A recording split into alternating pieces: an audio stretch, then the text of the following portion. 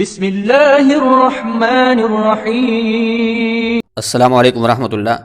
سامعین عزیز وقار، نماز میں اعوذ باللہ من الشیطان الرجیم اور پھر بسم اللہ الرحمن الرحیم کب کب پڑھنا چاہیے، اور ان کا پڑھنا سنت ہے، واجب ہے یا کہ مستحب، اس مسئلہ کو سمجھ لینے سے انشاءاللہ العزیز بہت زیادہ فائدہ حاصل ہوگا۔ سب سے پہلے تو یہ سمجھیے کہ نماز میں اعوذ باللہ من الشیطان الرجیم کب کب پڑھنی ہوتی ہے۔ اس حوالے سے یاد رکھیے کہ جب بھی آپ کوئی نماز شروع کریں گے، چاہے وہ فرض نماز ہو، واجب ہو، سنت ہو یا کہ نفل نماز،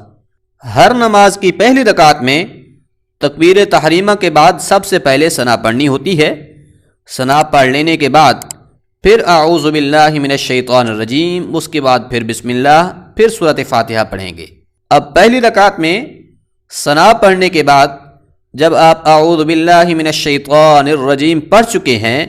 اس کے بعد پھر پوری نماز میں، اب چاہے آپ 4 رکعت پڑھ رہے ہوں یا پھر 2 رکعت پڑھ رہے ہوں یا کہ 3 رکعت نماز ادا کر رہے ہوں، جتنی بھی رکعتیں آپ ادا کر رہے ہوں، دوبارہ سے پھر اعوذ باللہ من الشیطان الرجیم کو اس نماز میں نہیں پڑھیں گے۔ صرف اور صرف تکبیر تحریمہ کے بعد ثنا پڑھ لینے کے بعد پہلی رکعت میں اعوذ باللہ من الشیطان الرجیم کا پڑھنا یہ سنت ہے۔ اس کے علاوہ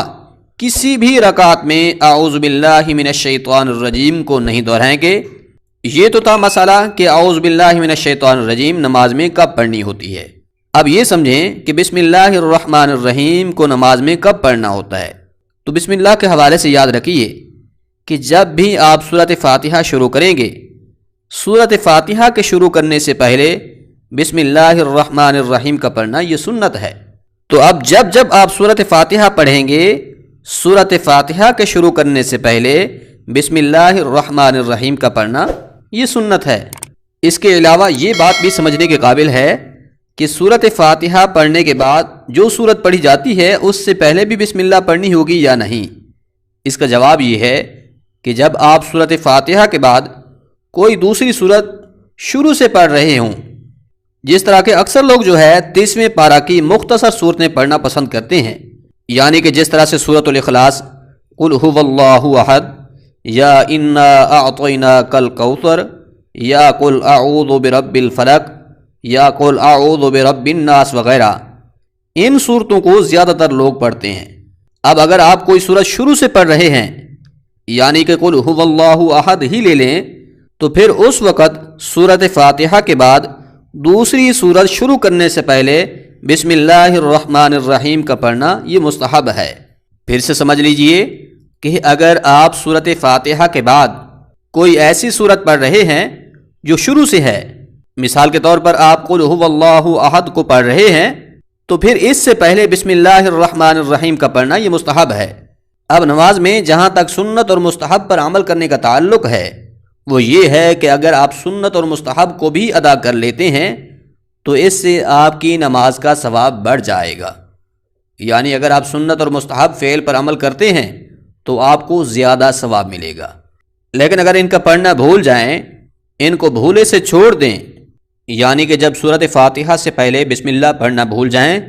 تو پھر اس سے آپ پر سجدہ سہو واجب نہیں ہوگا،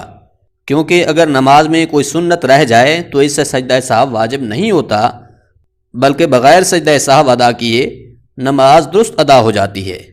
ہاں، اگر واجب بھول کر چھوٹ جائے تو پھر اس کے لیے سجدہ سہو ادا کرنا یہ ضروری ہوتا ہے۔ خلاصہ گفتگو یہ ہے کہ پہلی رکعت میں ثنا پڑھنے کے بعد اعوذ باللہ من الشیطان الرجیم پڑھیں گے، اس کے بعد پھر کسی بھی رکعت میں دوبارہ کہیں پر بھی اعوذ باللہ من الشیطان الرجیم نہیں پڑھنی ہوگی۔ رہی بات بسم اللہ الرحمن الرحیم کی،